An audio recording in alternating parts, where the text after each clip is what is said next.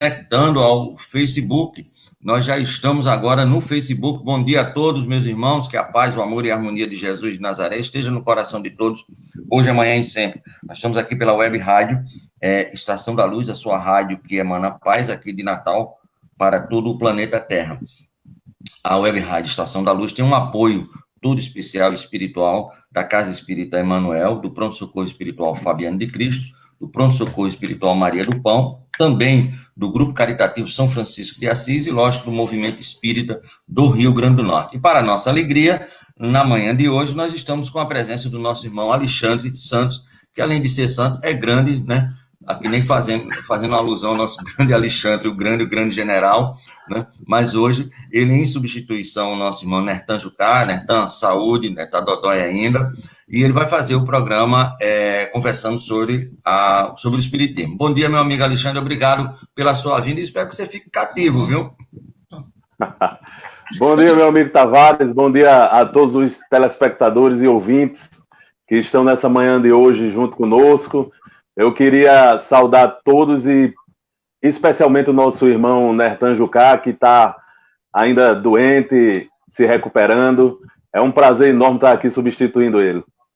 Maravilha. E olha bem o tema que o meu amigo Alexandre escolheu para conversar sobre o Espiritismo. Eu acho que não tem nada mais puro, da grande palavra puro, do que o nosso Francisco de Paula Cândido, o nosso Chico Xavier. E hoje nosso irmão vai conversar sobre a obra e a vida desse exemplo para o planeta Terra de um homem de bem. Aquele homem de bem está lá na pergunta 918, 919 do Livro dos Espíritos. Mas para iniciarmos todo e qualquer trabalho ao nível de planeta Terra, nós temos que pedir permissão, autorização.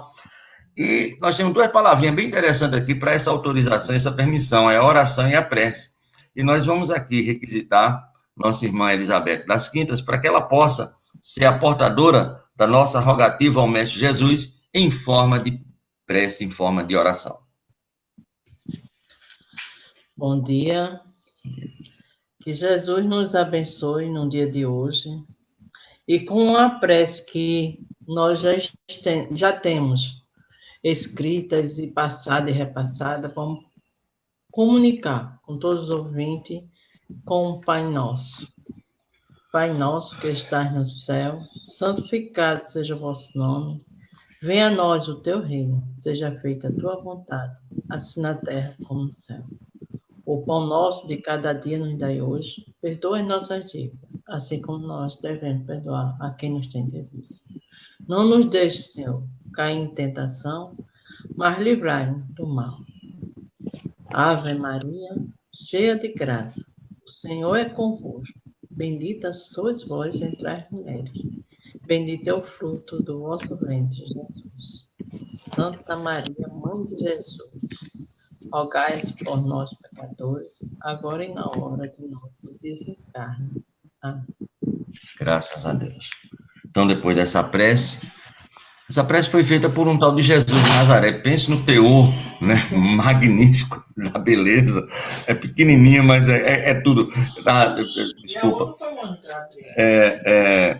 A glândula pineal é pequenininha, a semente do grão de mostarda é pequenininha, a prece é bem curtinha, mas, meu amigo, é de uma grandeza que quando a gente vai ver, a gente só pode ler o capítulo 11 do Evangelho segundo o Espiritismo, né? O capítulo 11, amai o próximo como a si mesmo. O item 2, fazei aos homens tudo o que querereis que eles vos façam, pois é nisto que consiste a lei e os profetas. Isso está em Mateus 7, 12. Tratai todos os homens como querereis que eles vos tratassem. Lucas 6, 31. Eu acho que isso aqui, no bom sentido, representa tudo que você vai falar do nosso irmão Francisco de Paula Cândido, nosso querido Chico Xavier, que por uma coincidência muito grande, você trabalha numa casa que tem como mentor Chico Xavier. Eu queria que, antes de tudo, você falasse um pouquinho sobre a casa e os dias de trabalho. Lógico que está tudo suspenso, mas na volta, né, os nossos ouvintes, os nossos internautas, podem procurar essa casa maravilhosa. Mas traga, meu amigo Alexandre, a sua verba e o seu conhecimento para todos nós ficarmos deleitados de tanta paz que o nosso Chico trouxe para nós. É isso, Tavares, meu Eu estou hoje aqui representando a Casa de Caridade Chico Xavier.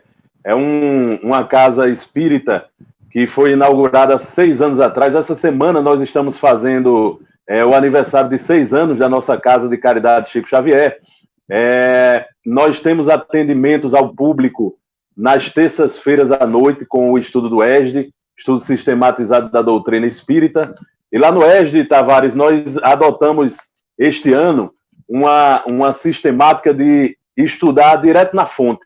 Nós estamos estudando diretamente na fonte, estudando o Livro dos Espíritos, estudando o Céu e o Inferno, estudando a Gênese, estudando esses livros que foram trazidos ao mundo, né, pelo trabalho incansável do nosso querido Allan Kardec. E temos atendimento ao público. A nossa reunião pública acontece todas as quartas-feiras. E nas quintas-feiras nós temos o estudo da mediunidade, né, que é um estudo mais fechado para os trabalhadores da casa. Então, a Casa de Caridade Chico Xavier está de braços abertos, portas abertas, desde que seja possível isso, né, para atender a todos os nossos irmãos necessitados, aqueles que queiram conhecer um pouco mais a doutrina espírita. Ela funciona aqui em Natal, lá no bairro de Neópolis, né, na rua Sobralha, sem número, próximo do lar do ancião evangélico. E é um prazer enorme estar aqui com vocês hoje, falando sobre essa figura extraordinária que é o nosso querido Chico Xavier. É sempre muito... Eu digo sempre que é sempre muito difícil, né? Chico é o patrono da nossa casa, Chico Xavier, né? É muito difícil para nós, oradores, divulgadores espíritas, falar sobre a figura de Chico Xavier, porque é uma figura múltipla, né? Chico foi um homem, um espírito, ele é um espírito, a meu ver, um espírito superior, um espírito que veio com uma missão grandiosa aqui nesse mundo, né, de dar continuidade àquilo que foi iniciado por Allan Kardec, de exemplificar tudo aquilo que nós vimos na obra de Allan Kardec. Chico é o exemplo vivo de todos os princípios da doutrina espírita, e não podia ter um evangelho melhor para representar o Chico do que esse que você fez a leitura hoje aqui para a gente. Chico resumia-se em amor ao próximo. Era uma figura grandiosa. E para falar do nosso querido Chico Xavier, é preciso que a gente lembre da infância desse homem que um dia foi menino, né? E que viveu desde a infância muitas dificuldades. Chico nasce numa família de 15 filhos, né?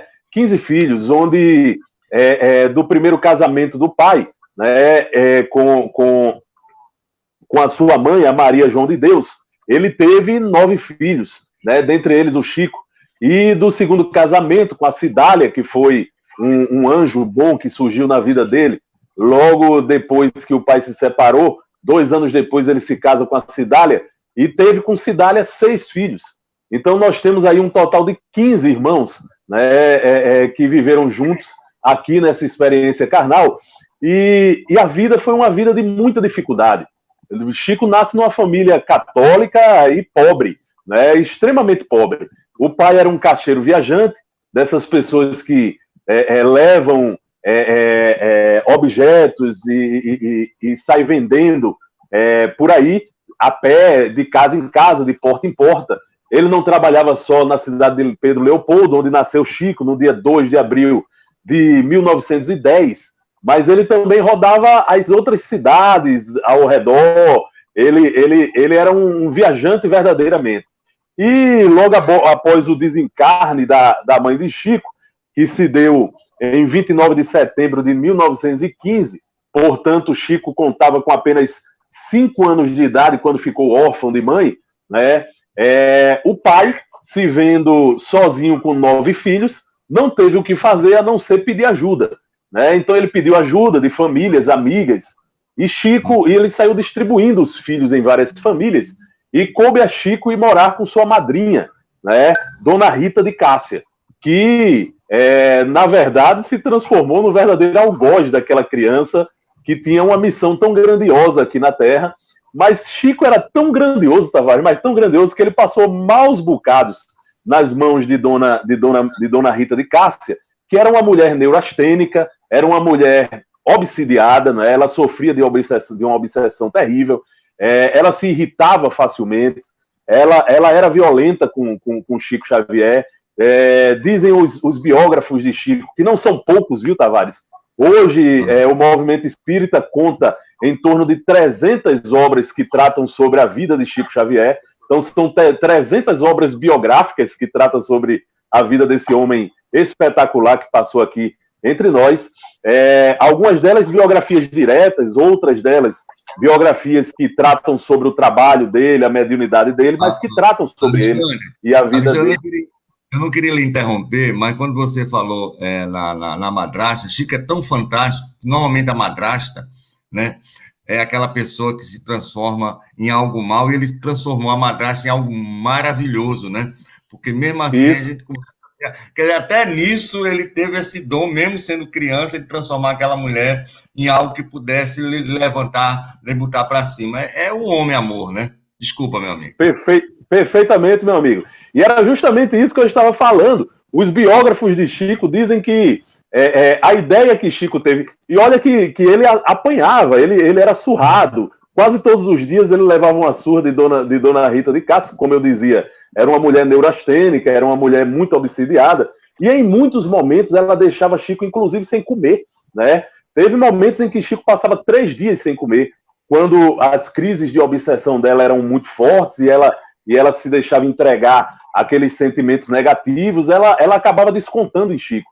Então deixava o menino sem comer, espancava a criança. Todos nós sabemos daquelas histórias em que ela enfiava o garfo na barriga dele, muitas vezes deixava o garfo pendurado na barriga de uma criança de 5 anos de idade.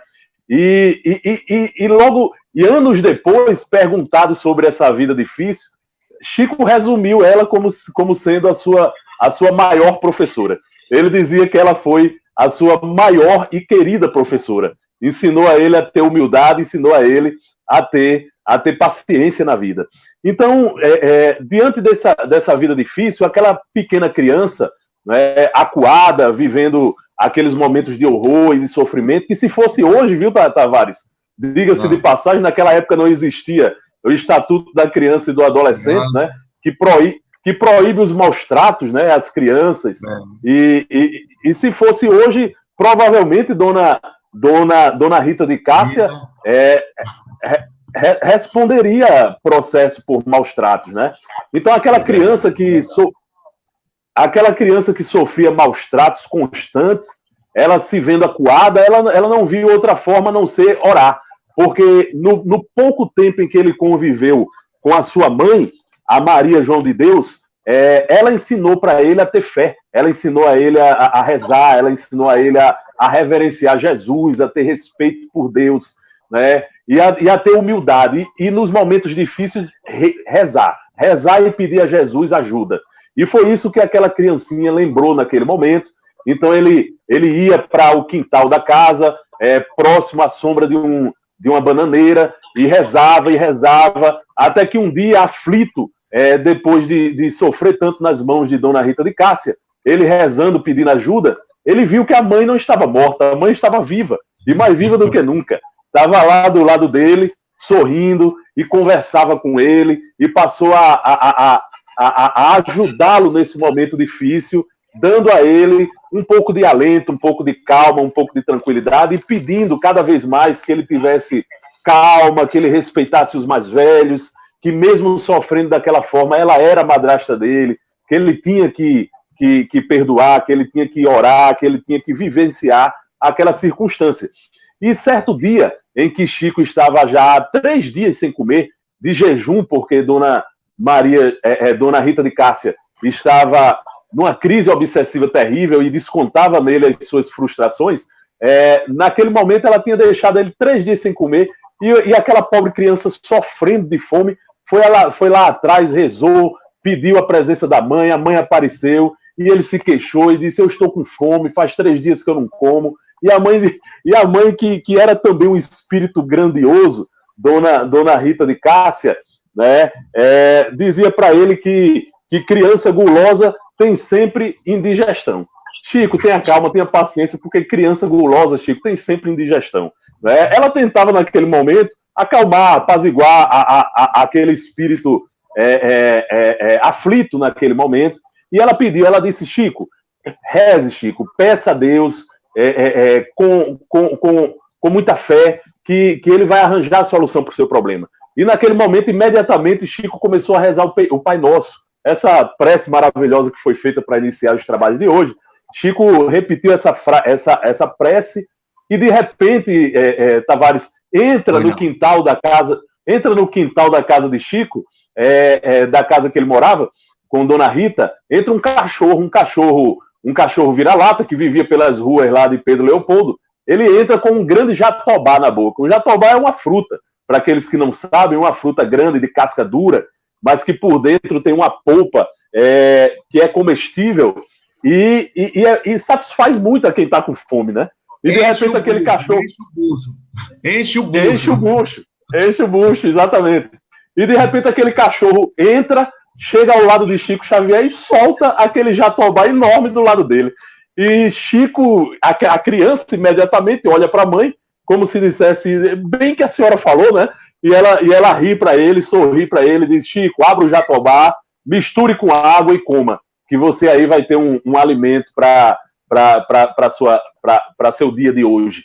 Então, é essa figura de Chico Xavier, sempre recebendo do mundo espiritual o apoio, sempre recebendo do mundo espiritual o incentivo para que ele continuasse na sua resignação, porque naquele momento estava se preparando uma grande missão para a humanidade. Uma grande missão para a humanidade. Então, nessas idas e vindas, a infância de Chico se tornou uma infância muito difícil durante esses 2 anos. Até que sua madrasta, né, lhe anuncia da vinda de um anjo bom, né, que ela está pedindo a Jesus um anjo bom para ele, para que acabasse aquele sofrimento. E 2 anos depois, de perder, de ficar viúvo, o pai de Chico resolve se casar em segundas núpcias com Dona Cidália, que foi a madrasta de Chico. Um grande espírito, um espírito grandioso, um espírito superior que veio e ficou no anonimato, né, ajudando na obra, né, e ela acolheu. A única exigência que Dona Cidália fez ao pai de Chico para se casar com ele foi que ele juntasse os 9 filhos. Olha só que mulher maravilhosa. E olha que ela cuidou desses 9 filhos como se fosse dela, né? E ainda teve mais 6 filhos com ele. Então ela cuidou desses 15 filhos, né? Que eram 14 irmãos de Chico e o próprio Chico. E ali naquele momento ela deu a ele toda a segurança possível.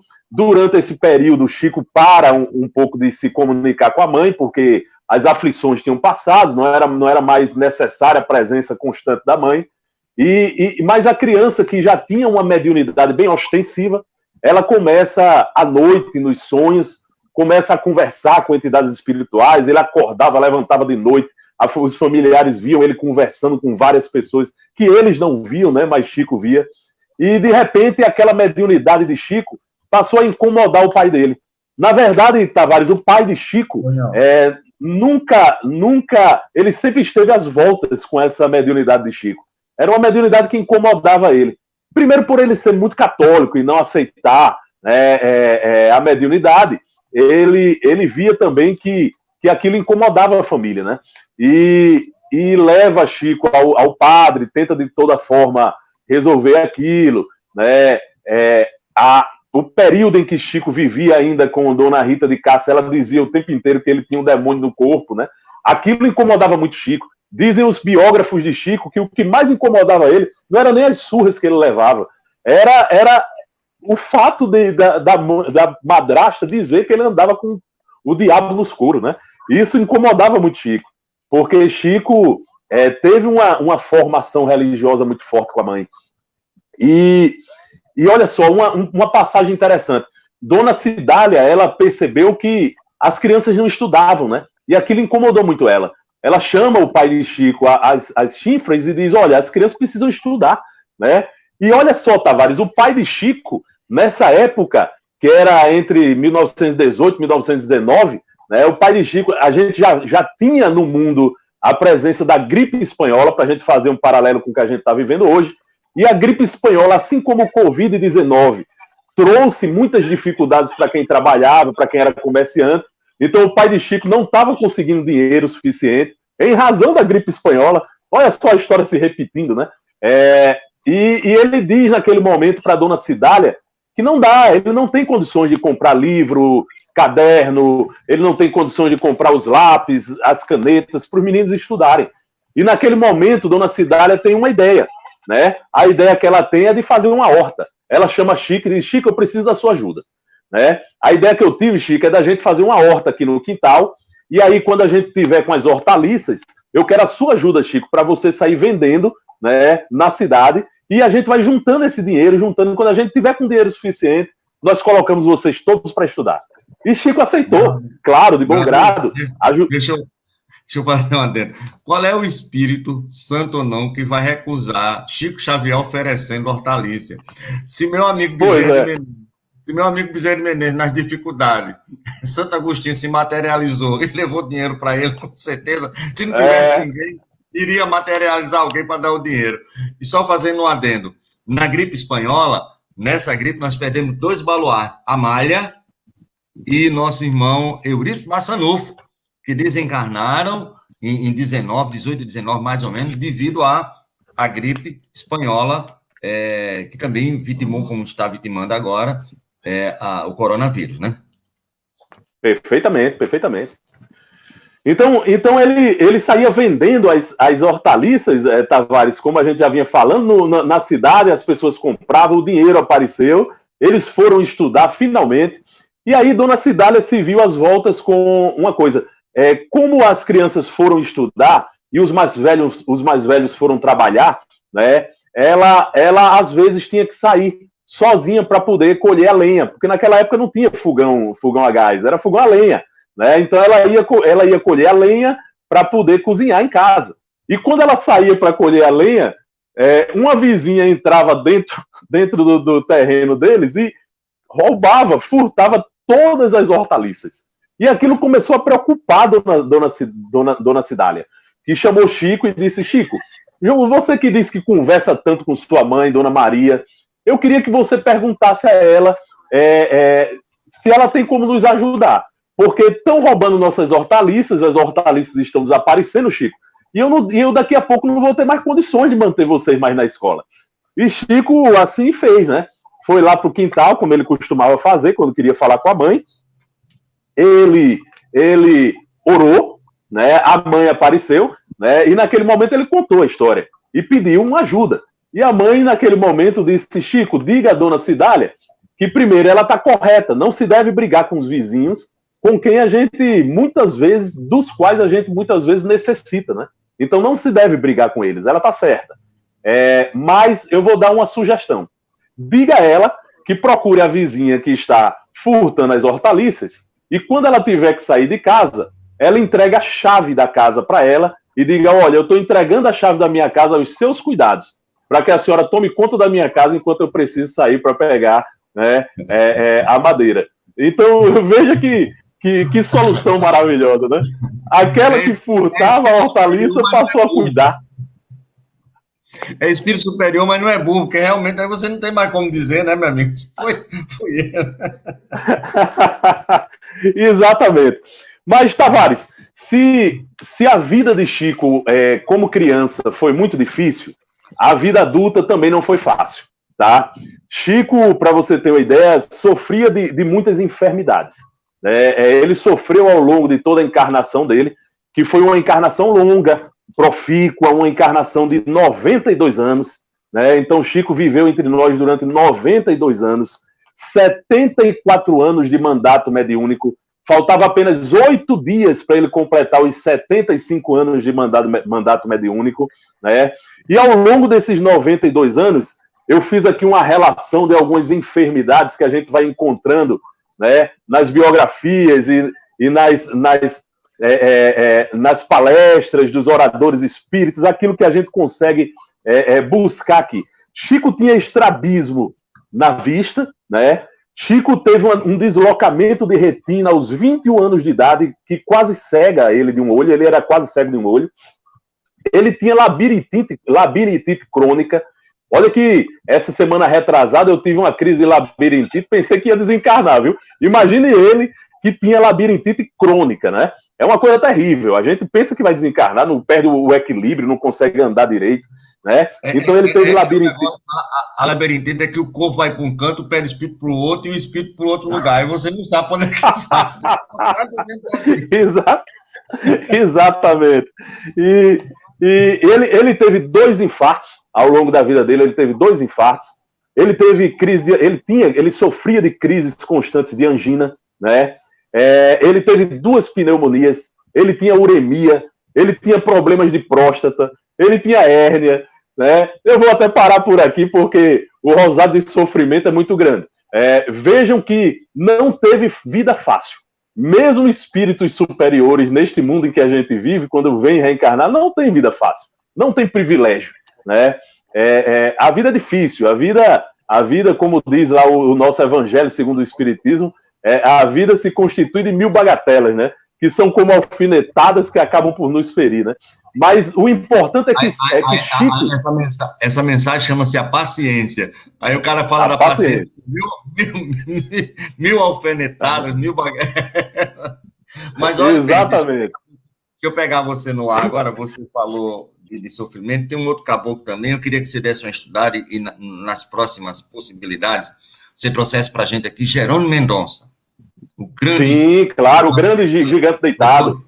E você traz para a gente também aqui se deliciar. Qualquer dia desse aí, a gente faz. Tem a quarta-feira livre, a gente pode ver se encaixa o nosso querido que também é outro, né, que sofreu um bocadinho. Mas, por favor, prossiga. Exatamente. Mas são exemplos, Tavares, importantes esses, porque são exemplos de irmãos que viveram momentos de aflição muito grande do corpo, né, mas que mesmo assim não esmoeceram, né? Como você muito bem falou, eu não quero adiantar, porque a gente vai falar sobre isso, você já falou, mas o Jerônimo, ele chegava a fazer palestras deitado numa maca, né? Porque não conseguia se movimentar, né? Então é isso, o exemplo desses homens são exemplos que nos fazem crer que nós, muitas vezes, precisamos reforçar um pouco mais a nossa fé, né? Porque às vezes a gente tem uma enxaquecazinha e já liga para o centro espírita cortando o trabalho que a gente tem que fazer de palestra à noite, né? De manhã tá com enxaquecazinha, já liga e diz, olha, hoje eu tô com enxaqueca, por favor, chame outro orador. Então isso é um exemplo de que nós devemos perseverar, né? As dificuldades virão, as adversidades virão, mas nós devemos perseverar. Você falou aí da paciência, né? Na realidade, nós lembramos aqui da mensagem da paciência. Tem uma passagem interessante da vida de Chico. Chico costumava, aos sábados, às 14 horas da tarde, reunir amigos embaixo de um abacateiro, né, para dar lições e conversar sobre a doutrina espírita. E, certa feita, ele fez a leitura desse evangelho, que era exatamente a paciência, essa mensagem, essa instrução dos espíritos trazidos, que era a paciência. E segundo Carlos Bacelli, que é quem conta essa história, Chico, naquele momento, diz que nós deveríamos ter mais paciência com a felicidade alheia. Olha só, que coisa interessante, né? A gente costuma falar da paciência quando a gente está nas adversidades. E Chico, naquele momento, falava da paciência com a felicidade alheia. Ele dizia que Jesus nos ensinou a pedir o pão nosso de cada dia, mas a gente quer o pão e a manteiga.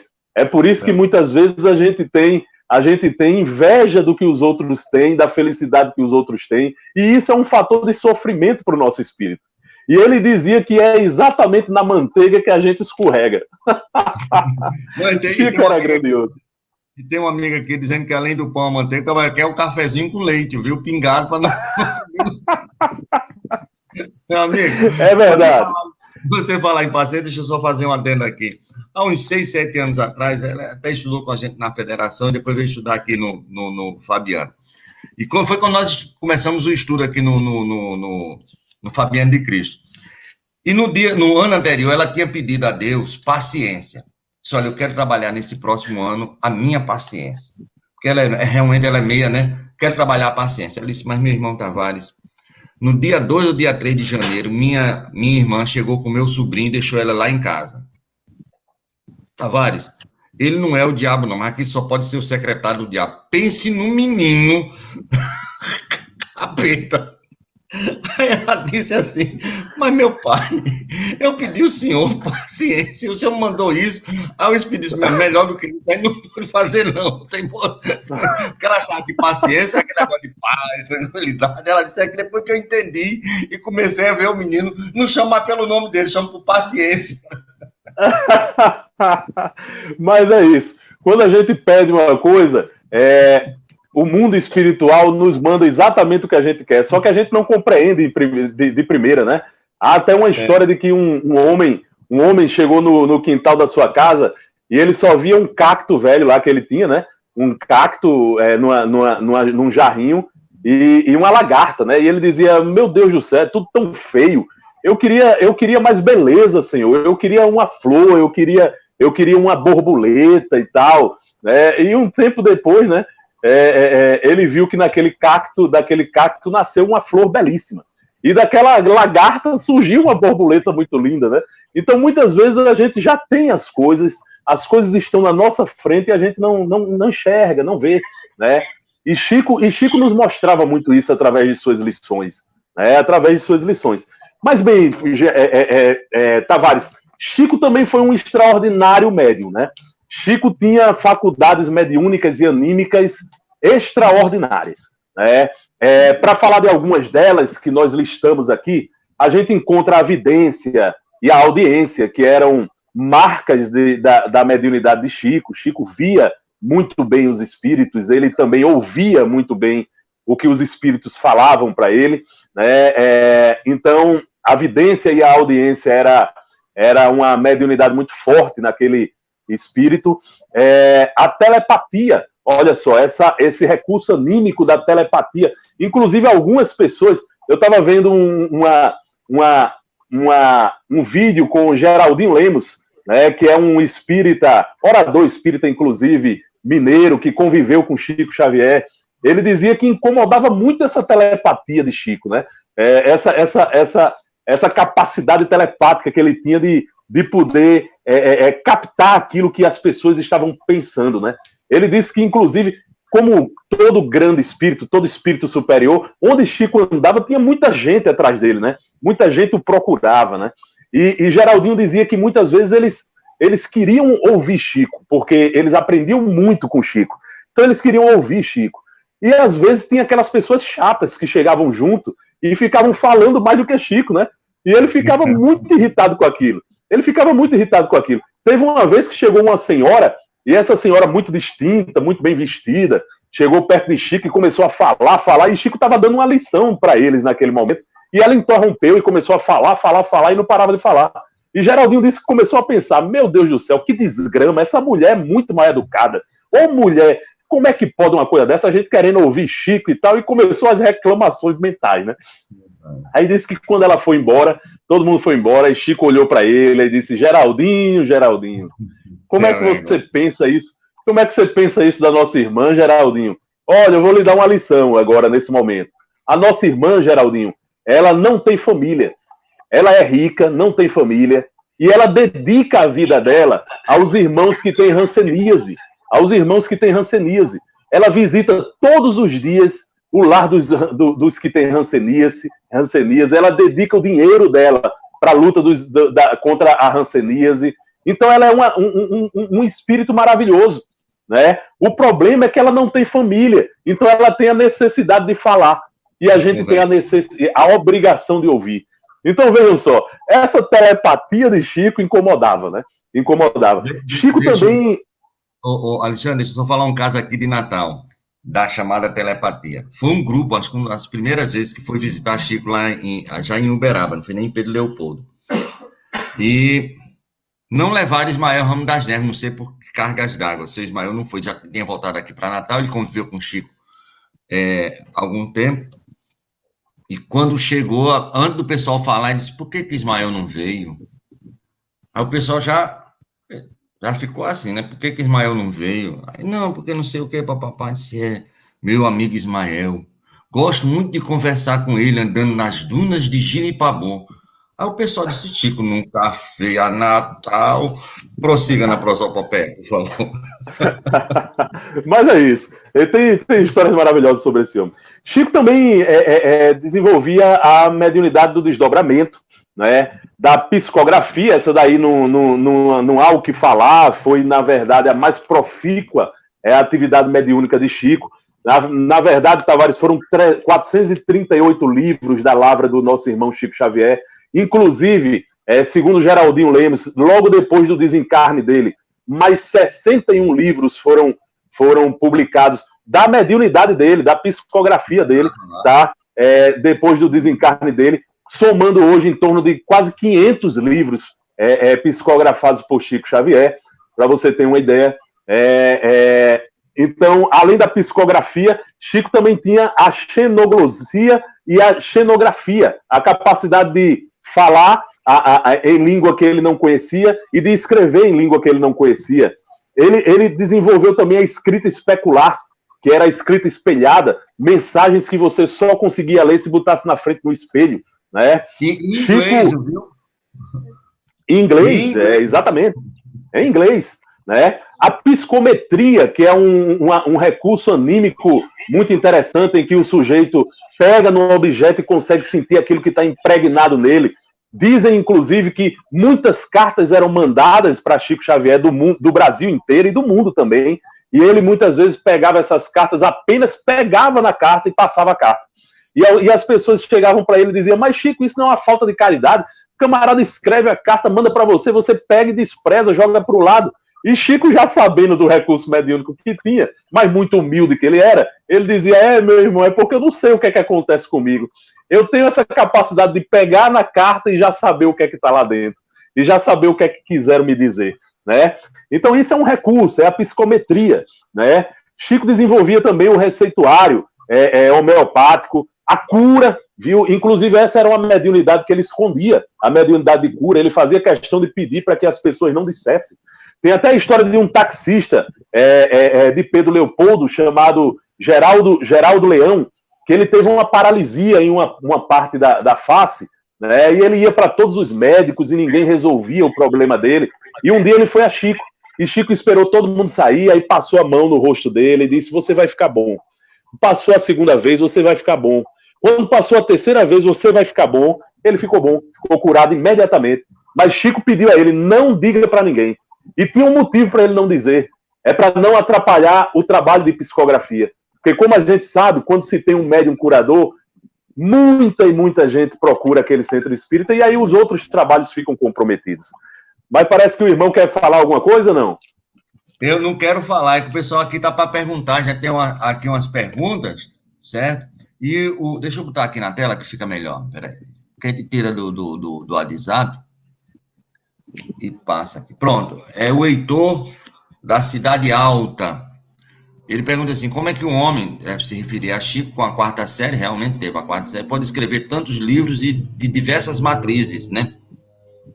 Porque, vamos imaginar a quarta série hoje, já não é algo muito maravilhoso a nível de Brasil, vamos dizer assim, sem nenhuma crítica a nada nem a ninguém, já não é algo muito fantástico.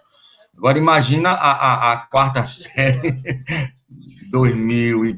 1910, então ele devia estar por ali, 2020, quer dizer, há 20 anos atrás, mais ou menos, né? Estava com 10 anos, a quarta série não terminou, chegou a terminar a quarta série, como é que ele conseguiu? Você falou, eu achava que era 412, você está me falando já em quase 500. E como é que ele conseguiu escrever? Lógico que não foi escrito, a gente sabe muito bem, mas livros são diversos, né? Como Consolador, e você tem A Vida Continua, você tem um romance de há 50 anos depois, você tem Renúncia, né? Então, se você for falar aí, como o Heitor está perguntando, acho que é Heitor, né? Deixa eu ver aqui. Duas coisas, Tavares, Heitor da Cidade Alta. Tavares, tem duas coisas importantes para a gente falar aí.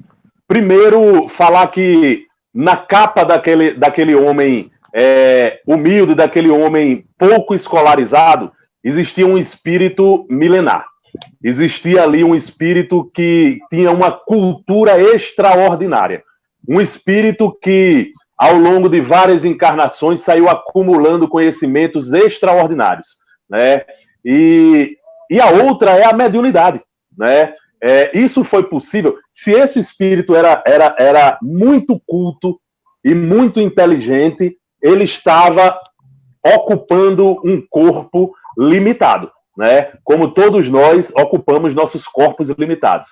E quando o nosso cérebro não tem contato com a educação, mesmo assim a inteligência continua em nós. Eu já conheci muitas pessoas sem escolaridade muito inteligentes, viu? Inclusive. Mas o fato é que Chico era um extraordinário médium psicógrafo.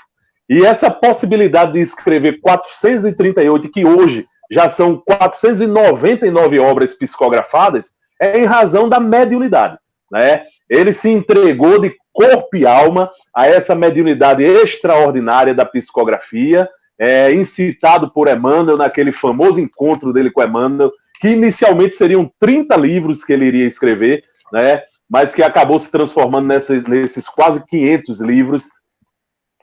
Então a mediunidade é que explica isso. Essa é a resposta que a gente pode dar para o nosso irmão Heitor, tá? E Tavares, Chico, voltando aqui às mediunidades de Chico, Chico desenvolvia também a mediunidade da materialização, viu?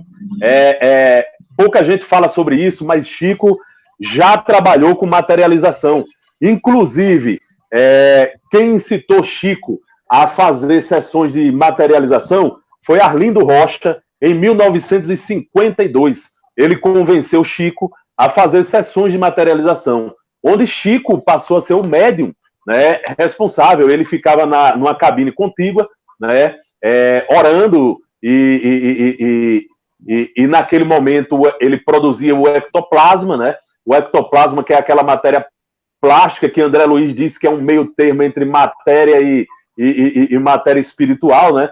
E naquele momento ele nessa primeira sessão de materialização, diz o Arlindo Rocha que começaram a explodir luzes. Ele começou a materializar luzes de variadas cores que iluminavam o ambiente. Inclusive a luz mesmo, ela desintegra o ectoplasma, né? É por isso que muitas vezes essas sessões tem que fazer às escuras, né? Mas essas luzes que eram materializadas por ele eram luzes que estavam lá iluminando todo o ambiente. E ali ele materializou o espírito de Meimei, ele materializou a mãe de Arnaldo, ele materializou Dona Cidália Batista, a sua madrasta, e outros espíritos. E dizem que nessa sessão os espíritos conversavam e mantinham a mesma linguagem que tinham quando eram encarnados, que é para poder demonstrar a identidade do espírito naquele momento. Alguns exalavam até odor, como o espírito de Sheila, que também foi materializado e chegava exalando o odor de éter para comprovar a sua identidade, né? Outros fenômenos nessas sessões de materialização surgiam, como a voz direta, os ruídos, a levitação, o transporte de objetos, principalmente pétalas de flor e conchas marinhas, luzes e perfumes, como a gente falou, e era para aquilo ficar em segredo entre aqueles que faziam as sessões.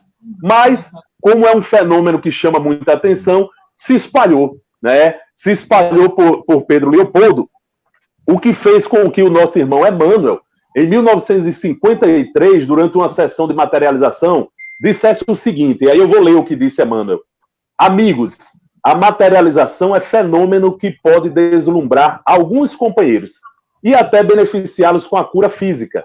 Todavia, o livro é chuva que fertiliza lavouras imensas, alcançando milhões de almas.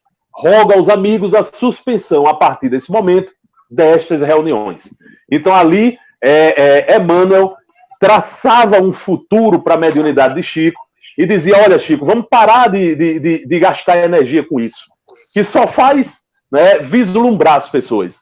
Vamos, na realidade, colocar no papel os projetos que a gente tem, de escrever os livros. Então, para Emmanuel Tavares, o importante era materializar aqueles livros. Essa era a materialização mais importante, porque aquilo iria atingir milhões de pessoas no mundo inteiro, como a gente vê que hoje acontece. Como a gente vê que hoje acontece. Maravilha. Então, Nós pode ser feita uma pergunta aqui do Flávio? Pode sim, meu amigo. Amigo, claro. Eu vou botar a pergunta, mas vou logo dizendo que, meu amigo, é uma pergunta, é uma sinuca de bico, viu? Mas você é amigo meu, eu vou fazer isso com você, porque se eu não fosse amigo do Flávio do Alecrim, o final da pergunta é danado. Para você, qual ou quais são os livros, acho que os melhores livros? E ele disse, não vale dizer todos, né? Ele deve ter perguntado qual o melhor livro de Chico, ele bota assim, não vale dizer todos. Olha, eu vou responder antes de Alexandre, todos. Olha, essa pergunta realmente é uma pergunta muito interessante.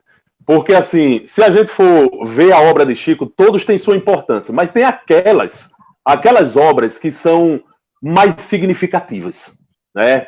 Eu diria que aqueles romances da Lavra, do Emmanuel, né, são muito importantes para a gente compreender muita coisa. Inclusive, eu queria falar sobre a 2000 anos e sobre renúncia que você provocou aí. Daqui a pouco eu vou falar um pouquinho sobre isso.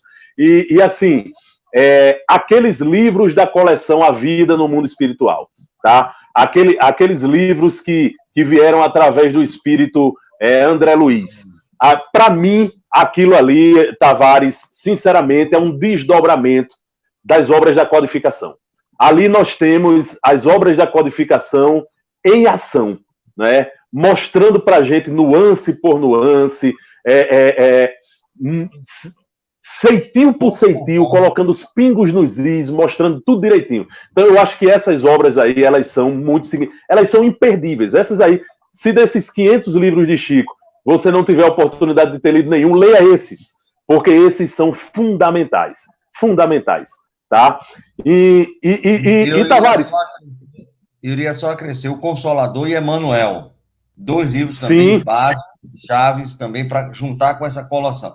Mas eu ainda continuo com os todos, viu? O meu amigo parece que é Heitor, né? Eu também continuo com os todos, viu amigo? Agora, falando em livro,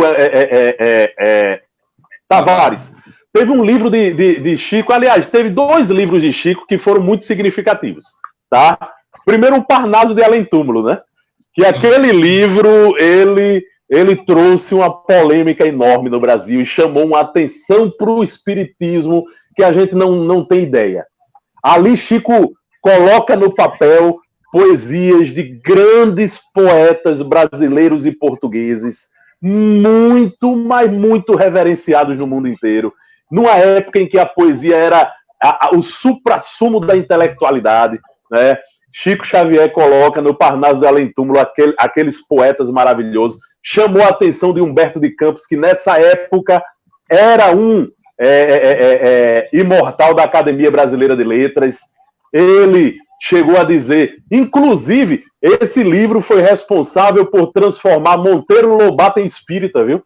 Monteiro Lobato que uma vez chegou a dizer que se tinha uma pessoa que merecia não só uma, mas todas as cadeiras da Academia Brasileira de Letras, se chamava Chico Xavier, né? Na verdade, Chico foi só ele foi só um instrumento, né? Quem escreveu foram os poetas mesmo. Então, mas, esse livro foi muito interessante. Se o instrumento não fosse bom, a coisa não teria chegado como chegou. Sim, né? Sim, claro. O mérito é tudo dos espíritos, né? E só fazendo um adendo aqui, ele estava psicografando, aí Emmanuel, por André, aí Emmanuel disse, não, isso aqui não é assim, é assado. Aí o doutor Bezerra disse, é assim. Aí ele disse que a mão parou. 30 dias sem nada.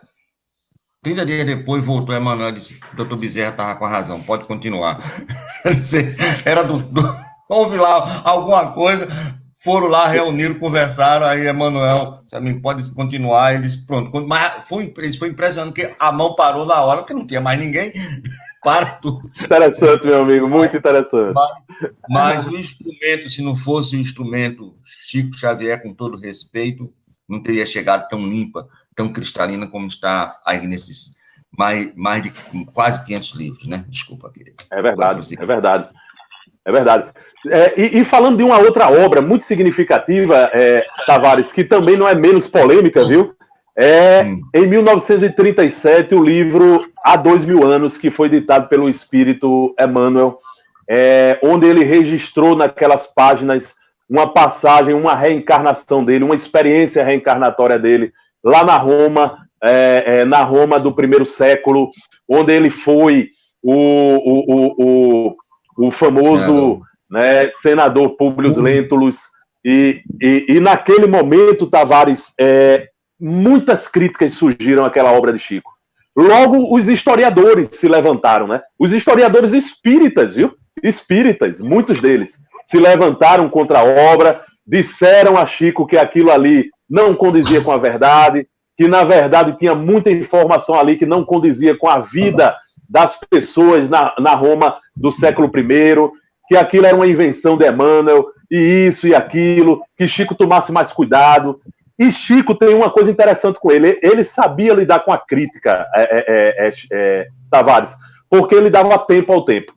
Chico silenciou. Ele podia, naquele momento, brigar. Não, eu tenho eu tenho certeza que está correto isso e tal. Vocês vão ver no futuro. Mas não, ele esperou o tempo e dá tempo ao tempo.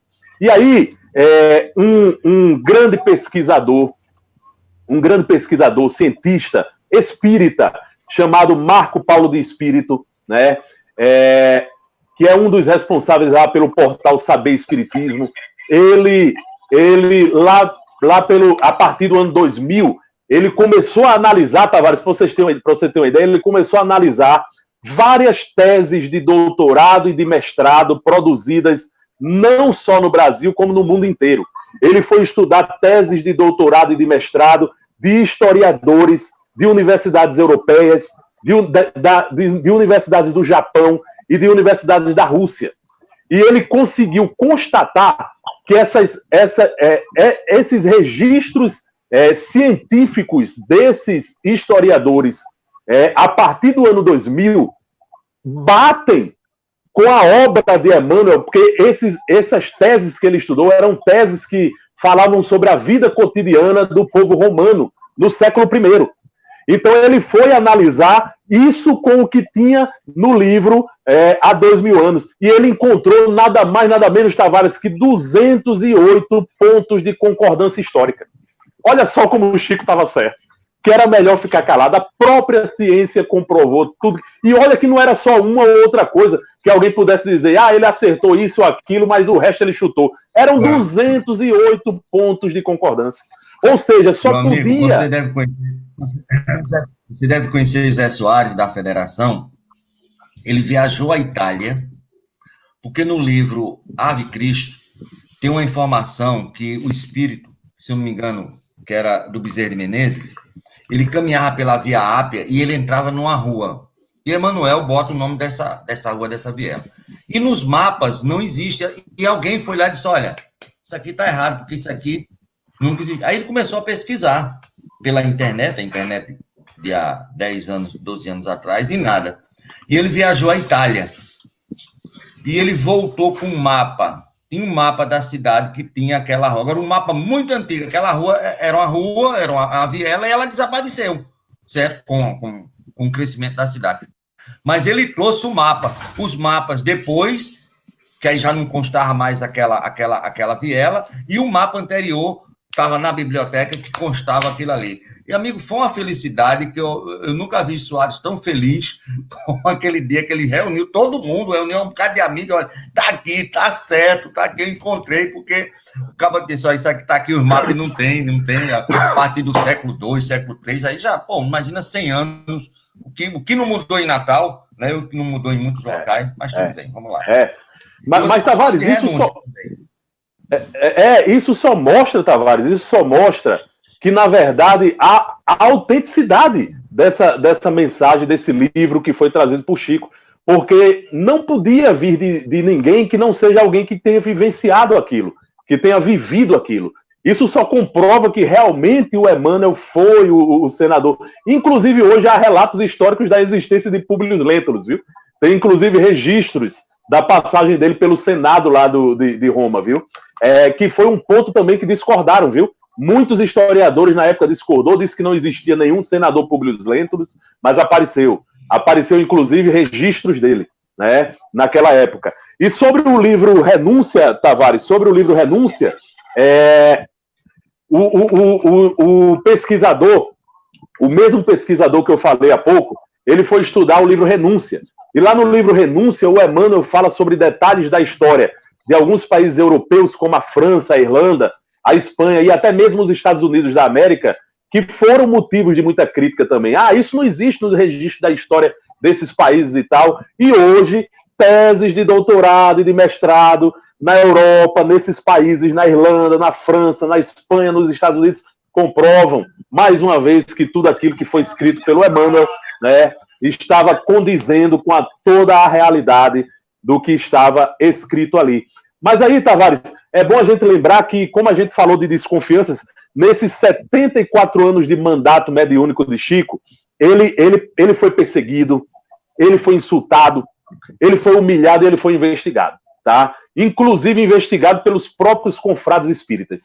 Eu me lembro que eu li e vi oradores falando sobre isso, de que comissões foram feitas para ir até Pedro Leopoldo e analisar a obra e alguns aspectos da obra de Chico. Uma comissão de engenheiros civis, por exemplo, uma vez foram até Pedro Leopoldo para dizer a Chico que parasse de falar bobagem, porque não era possível se construir cidades em cima das nuvens. Olha só, né, a falta de conhecimento dos princípios da doutrina espírita, né?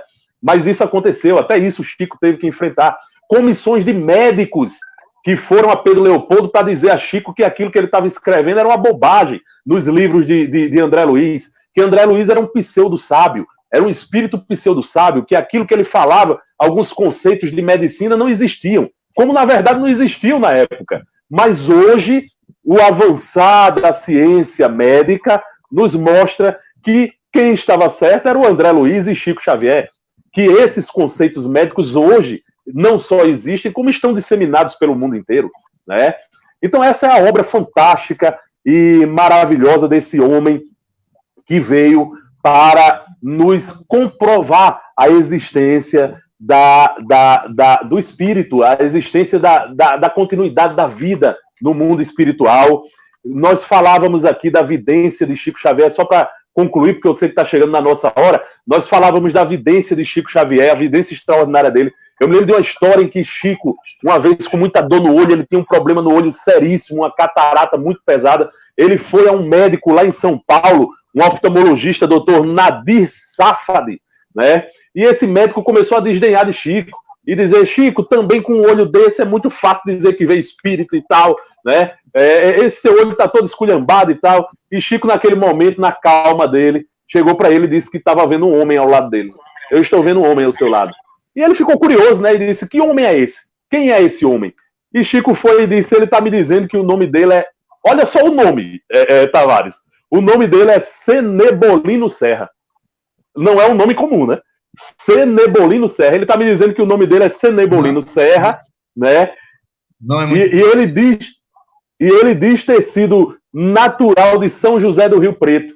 Naquele momento, o médico fica estupefato e diz a Chico, Chico, doutor Cenebolino Serra foi meu professor e meu grande amigo. E Chico, naquele momento, diz a ele, pois ele está dizendo aqui que foi escolhido pela espiritualidade para acompanhar o seu trabalho profissional. Esse era Chico, Tavares, esse era o nosso Chico. Mas aqui, olha bem, tem uma perguntazinha aqui final do nosso... esse é um cadeira cativa, Júnior, aqui de Nova Parnamirim, ele diz assim, que assistiu o programa Pinga Fogo, deve ter sido, não sei que seja uma pessoa com mais de 60 anos, não conheço pessoalmente o Júnior, o Pinga Fogo deve ter sido via internet, né? E aí ele pergunta, para você, o programa Pinga Fogo foi um grande divisor de águas para o espiritismo no Brasil? Porque quem não sabe, o Pinga Fogo era um programa de maior audiência na TV Tupi do Rio de Janeiro. Então era um programa que as televisões era quase, na época do Chico, deu 100%. Foi o único momento no Brasil em que 100% das televisões ligadas estavam focadas no Pinga Fogo, né? E o Chico Xavier é muito centrado em cima desse programa. E ele pergunta se esse programa foi um divisor de águas para o espiritismo no Brasil, porque aí o espiritismo saiu na maior mídia que se tem na época, ainda que se tem hoje, que é a TV, né? Meu amigo Tavares, meu amigo Júnior de Nova Parnamirim, na verdade eu não vejo como um divisor de águas, né? Mas como um grande impulsionador da doutrina espírita aqui no Brasil. Um grande difusor da doutrina espírita no Brasil. Porque, como muito bem disse Tavares, foi um momento de grande audiência, onde grande parte das famílias no Brasil estavam vendo e ligadas em Chico Xavier. Lembrando que quando chegou o momento do programa Pingo é Fogo, o fenômeno Chico Xavier já era bastante difundido no Brasil. Chico já era muito conhecido, Chico já tinha sido responsável por levar as notícias, a boa nova da doutrina espírita para todos os rincões desse país. A fama de Chico era enorme. Eu me lembro, Tavares, que um dia, há muito tempo atrás, eu tinha meus 20 e poucos anos, olha só, eu estava na Universidade Federal do Rio Grande do Norte estudando Direito, eu era estudante de Direito, e eu conheci uma amiga, uma grande amiga minha e da minha esposa, que você conhece, a Litelma, chamada Ritinha, Rita de Cássia. Ritinha hoje ela é da Umbanda, ela é hoje representante da Umbanda. E Ritinha, ela era estudante de pós-graduação de Ciências Sociais e estudava religiosidade. E tinha um professor dela que veio lá da Universidade de Campinas, da Unicamp, e estava aqui em Natal organizando uns cursos de pós-graduação. E um dia ela me chamou, a mim e a minha esposa, para ir na casa dele, que ia ter um churrasco lá. Nós fomos, sentamos. Eu me lembro que eu sentei ao lado da minha esposa, e do lado dela estava a esposa desse professor da Unicamp. E naquele momento, a esposa dele contou uma história extraordinária, que o filho dela tinha morrido de acidente de carro, né? Ele tinha bebido e tinha pegado o carro e tinha morrido, e ela ficava se culpando, ela tinha anulado a vida dela, estava se culpando daquilo ali. E ela disse que um dia estava vivendo lá a sua fossa, sua perda, e de repente ela começou a escutar um burburinho na rua dela, da casa dela. Quando ela viu, tocou a campainha da casa dela. Aí ela olhou, era Chico Xavier. Ela disse, espera aí, eu não acredito, Chico Xavier na minha porta. Né? Aí ela foi lá, atendeu o Chico e disse, meu Deus, Chico, você na minha porta. Aí Chico olhou para ela e disse, minha querida, eu tenho que vir aqui na sua casa, porque tem um rapaz aqui ao meu lado que diz ser o seu filho, que desde quando eu cheguei nessa cidade, que ele não me larga. Ele me trouxe até a sua casa, para que eu dissesse a você que a culpa foi toda dele, que você não anule a sua vida, porque a vida precisa ser vivida, muitas pessoas dependem de você. Então, para você ter uma ideia, Tavares, antes do programa Pinga Fogo, Chico fazia isso, em todo lugar onde ele ia. Né? Chico foi o grande médium que o mundo já conheceu. Eu ouso dizer que hoje o maior médium que o mundo já conheceu se chama Francisco Cândido Xavier. Com certeza. E eu tive o prazer, meu amigo, há uns anos atrás, nós estamos ainda na federação, e nós fomos fazer uma edição histórica do livro O Mensageiro, que é o órgão de divulgação da federação, e foi descoberto aqui em Natal 2 pessoas que tinham recebido cartas, as cartas consoladoras. Nós descobrimos as 2, fizemos um trabalho maluco, conseguimos descobrir uma, morava atualmente ali perto do Canto do Mangue, mas o pessoal tinha se tornado evangélico e não queria conversa com isso. E a outra, aí foi até bom, porque não é nada mais, nada menos do que a irmã de Lavoisier Maia, esqueci o nome dela. Ela mora ali naquela rua onde tem o Nordestão da Prudente Moraes. Ceará. Não é Lindalva? Se eu não me engano, é Lindalva, não? É Lindalva, alguma coisa assim. Mesmo, é Dona Lindalva. E nós descobrimos que ela tinha recebido o filho dela, eu me lembro, não sabe, depois eu fui ligando, tá entendendo? Mas eu me lembro que eu era menino e tinha uma boate aqui, era boate o quê, meu Deus? Eita. Era boate em Ponta Negra e houve uma morte de uma pessoa lá na boate. Foi uma notícia grande aqui nos jornais e na rádio. E foi justamente o filho dela, né? E ela disse o seguinte, Tavares, foi impressionante. Eu trabalhava aqui na Secretaria de Saúde e fui a Brasília, a trabalho. Seu Tavares, eu estou dizendo para o senhor, eu tenho isso tudo gravado, eu estou dizendo para o senhor, com toda a sinceridade, que o senhor está gravando aí e está filmando. Quando eu me dei por mim, eu estava em Pedro Leopoldo. Agora, se o senhor me perguntar como é que eu fui para lá, eu não sei, certo?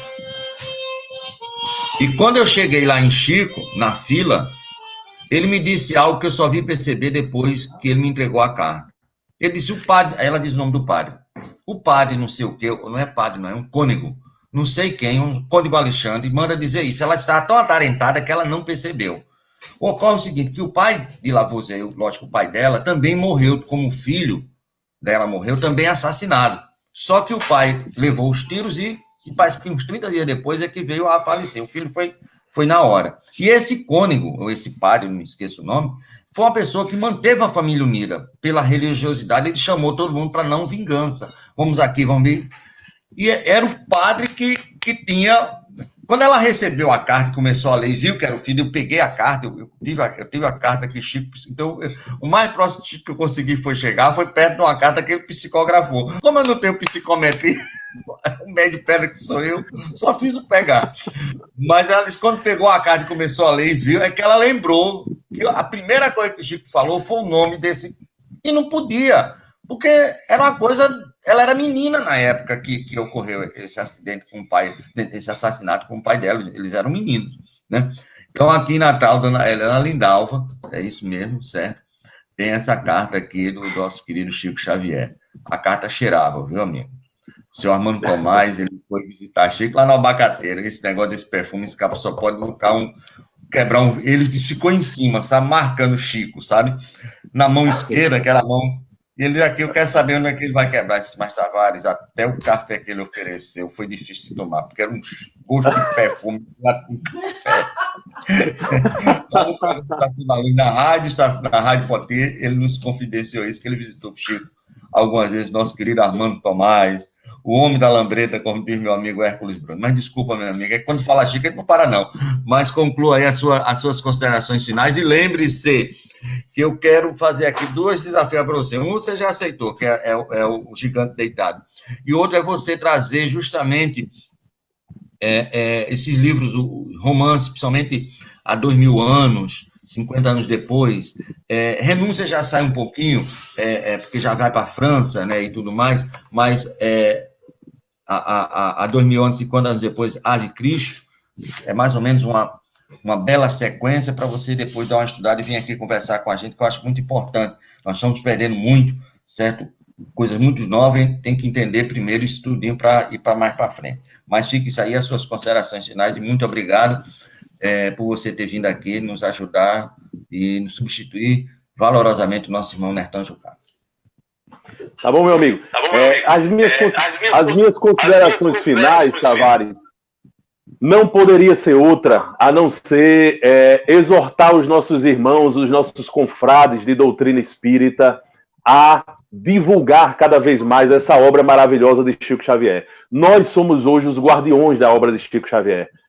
Nós temos hoje a obrigação moral, né, de levar essa obra de Chico para todos os rincões desse país, para mostrar, para demonstrar a existência do espiritismo, os princípios espíritas que estão dentro dessas obras, como a gente já conversou aqui hoje, entre as obras biográficas e as obras da lavra dele, da mediunidade dele, nós temos em torno de 800 obras. É um material vastíssimo, é um material muito importante para todos nós estudarmos e divulgarmos. Dizer para você que eu sou orador espírita, então todas as minhas oratórias eu faço questão de incluir alguma obra de Chico, alguma mensagem que foi trazida em alguma obra dele, porque nós somos os responsáveis por isso, por fazer com que a doutrina espírita continue viva através do trabalho maravilhoso desse médium, desse ceareiro de Deus, de Jesus, que esteve entre nós. Maravilha, meu amigo. Muito obrigado a você. Nós queremos convidar a todos que, a partir das 14 horas, nós teremos hoje o programa Espírita Ecos de Além Túmulo, e vai ser abordado no programa as mulheres do Evangelho, né? Qual foram aquelas mulheres que estiveram ali perto de Jesus, né? Influenciando, ajudando, né? A caminhada do nosso irmão Jesus. Então, as mulheres do Evangelho. E à noite, nós teremos um programa especial, que é o programa Estação da Luz, direto de Lisboa, Portugal. Nosso irmão César vai falar sobre a obra a arte na obra do André Luiz, naquela obra Nosso Lar Até a Vida Continua, e o pessoal aqui de Natal do grupo espírita, do grupo de teatro espírita Persona e Arena vão falar, vão declamar poesias. Então, hoje um dia bem recheado na nossa programação. Nesse momento de pandemia, a gente queria fazer o seguinte, sempre no final do programa, a gente vai aqui dizer o seguinte, que as instituições caritativas que existem no planeta Terra, devido a essa pandemia, estão perdendo muitas possibilidades. Então, nós queríamos aqui deixar, não avisar onde, faça isso para o espírito ou não, mas tantas e tantas. E eu queria começar por uma que você falou, que é lá perto da sua casa, que é o Lar do Ancião Evangélico. Então, com certeza, estão precisando da ajuda nossa, certo? Assim como o pessoal do Chuveiro Solidário. Então, você anota aí, lá do Ancião Evangélico, o lá da vovozinha, o Leandro, nosso irmão Jacomelo, certo? O albergue noturno, nosso albergue noturno também está precisando. Os médicos sem fronteiras, sabe o que é, meu irmão? Você fazer a faculdade de medicina é a coisa mais cara que tem em relação à faculdade. Você paga, em vez de você montar um consultório, meu Deus do céu, enricar, você vai para o meio do mundo, para os lugares mais a ermo, trabalhar a medicina, e eles precisam de pouco. A doação mínima que eles pedem é R$30 por mês. Você entra lá no Médicos Sem Fronteiras e faz essa doação e ajuda, olha, anonimamente é a melhor ajuda. Então, você tem todas essas aí, o nosso Chuveiro Solidário, a nossa Casa Espírita, o Fabiano de Cristo, Maria do Pão também precisa. Então, é só você escolher, bota o seu coração e faz essa ajuda, porque esses irmãos continuam. Lá na nossa casa tem a sopa, tem os Anjos da Madrugada que todo dia saem entregando a sopa. Então, eles estão precisando dessa ajuda, o Chuveiro Solidário, o Lar do Ancião Evangélico, o Lar da Vovozinha, o Leão, enfim, escolha qualquer uma dessas entidades, ou diversas, certo? A APAI também, né? O Hospital Varela Santiago também vive de doação, então não vamos deixar esfriar essa caridade e escolha uma para não ficar aqui beneficiando uma ou outra, vamos falar aqui de todas, na próxima vez a gente vai trazer e colocar na tela, inclusive, o telefone, o endereço, o e-mail, onde você pode simplesmente chegar lá e ajudar qualquer uma dessas entidades sem fim lucrativo e somente tentando fazer o bem. Meu amigo, você ou eu fazemos a prece final? Posso fazer, meu irmão? Então, maravilha. Amigo e mestre Jesus, amigo de todas as horas, mestre de todos os momentos, nós pedimos, nesse momento, por toda a humanidade terrestre. A humanidade terrestre que vem passando por uma provação coletiva, que vem passando por um resgate coletivo e que, nesse momento, é tão importante a solidariedade dos nossos irmãos espirituais. Nós pedimos por todos que estão sofrendo no planeta nesse momento, nós pedimos por todos os brasileiros que estão passando esses momentos difíceis, e pedimos a sua bênção, e que todos nós possamos buscar em Ti, Jesus amado, o caminho da vida, o caminho da salvação. Que assim seja. Muito bem, muito obrigado, meu amigo Alexandre.